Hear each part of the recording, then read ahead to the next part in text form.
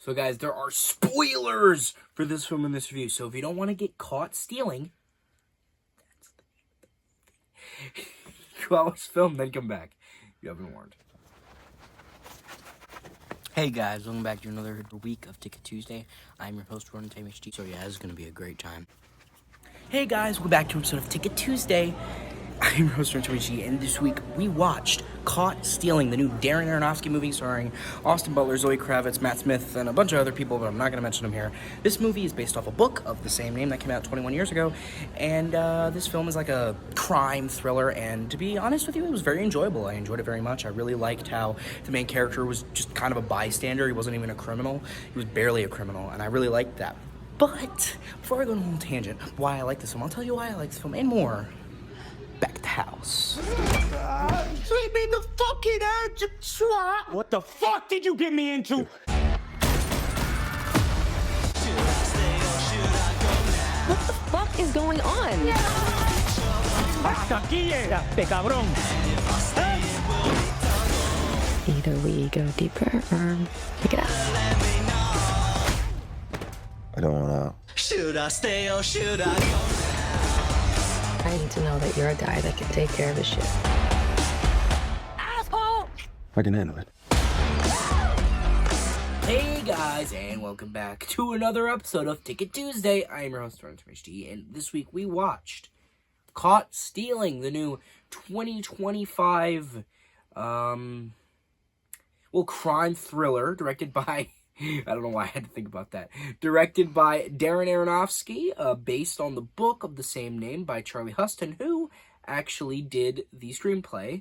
I'm not sure if it's Huston, but I'm just going to say it like that. I'm sorry if I mispronounced it. This movie is starring Austin Butler, Zoe Kravitz, Matt Smith, Vincent D'Onofrio, Bad Bunny, Regina King. There might be a couple people I'm missing, but I think those are the important ones. You know, but this movie it was a lot of fun, right? It was a fun movie. It's actually, I think it's hard to describe because I did enjoy it, but it is and isn't what I expected at the same time. Like, I didn't expect Austin Butler, the main character of the movie, to not really be a criminal. You know, he's just kind of a bystander. You know, I mean, and one thing I kind of do like, though, is, like, him getting dragged into it. Like, he had absolutely nothing to do with it. Matt Smith, who dragged him into it, was just his neighbor at his apartment complex, right? And I just think, you know, it's interesting that a crime thriller wouldn't have the main character be a criminal. I haven't really heard of that before. I don't know. I just like the idea. I also liked Matt Smith. He had, like, this big, huge, like, mohawk. He had, like he also had a storage unit with a fuck ton of, like, jackets and shit, and he was punk for sure. He was a punk rocker in this one, that's for sure. Also, I think also Austin Butler did a great job. I mean, it's Austin Butler. He's a great actor, but I do think he did a great job in this movie. I think Darren Aronofsky's direction was nice. I think I liked how the film was a little, I wouldn't say lighthearted, but I wouldn't say it was, like, super duper gritty. There was, like, some more comedic moments in there, too.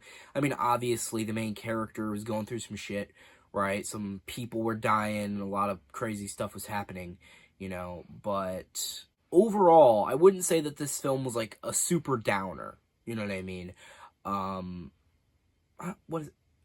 So the movie just wasn't, like, I guess, super duper gritty, I guess, is a good way to put it. Although, there was a lot of violence, there was a lot of murder, there was conspiracy, corruption, you know, there was, I guess, it was,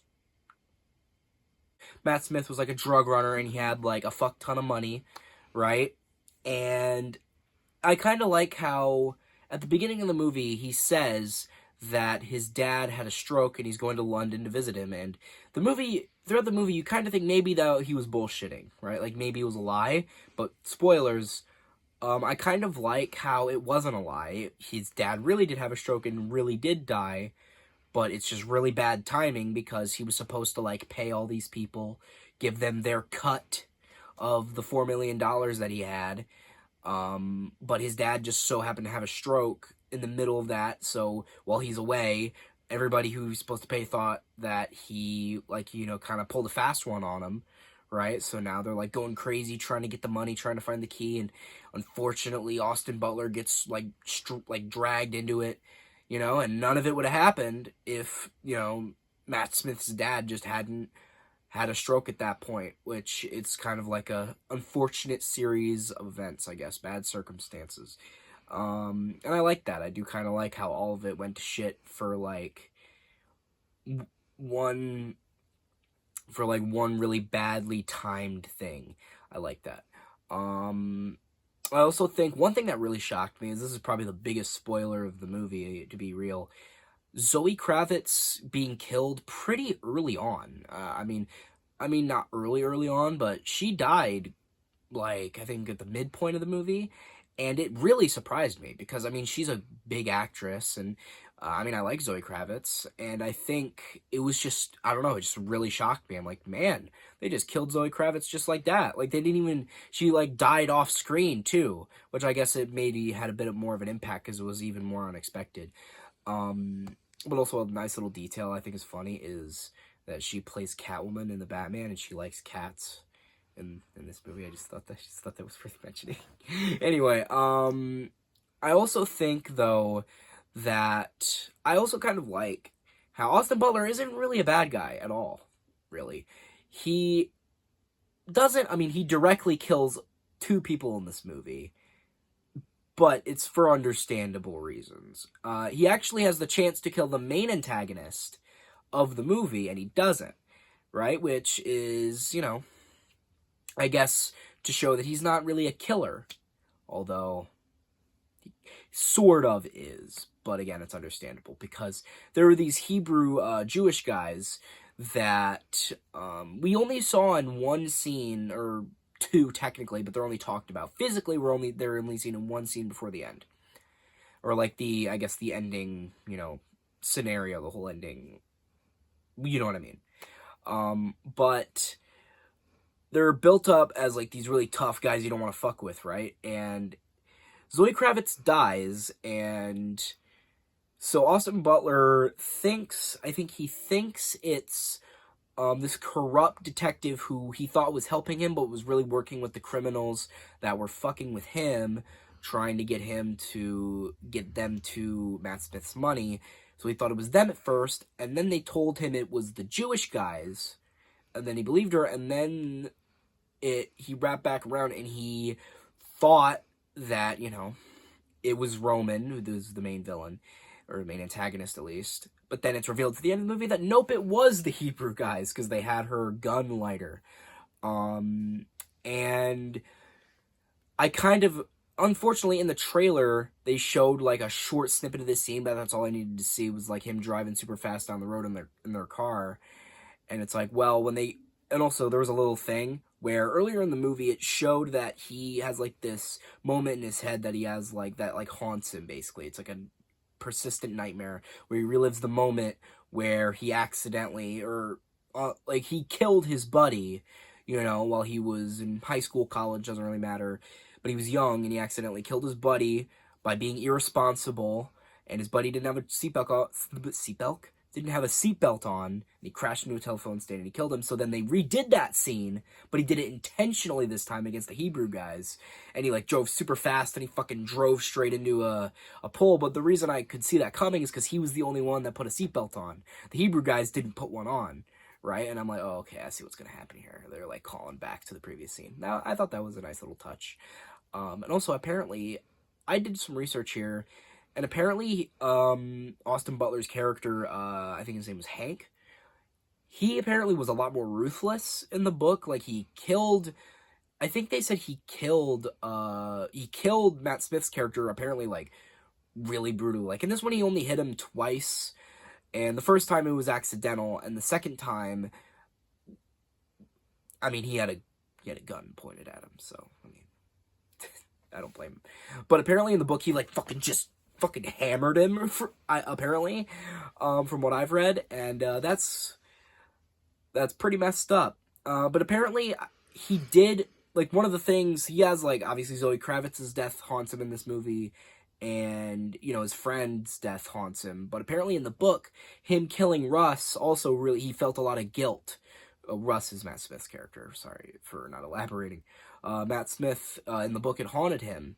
But in the movie, obviously, it was a somber moment, because he was, like, one of the only, like, allies. He was a bit of an ally to Austin Butler, and he was kind of the only one he had left, and then he died. And obviously, he'd been taking care of his cat the whole movie, you know?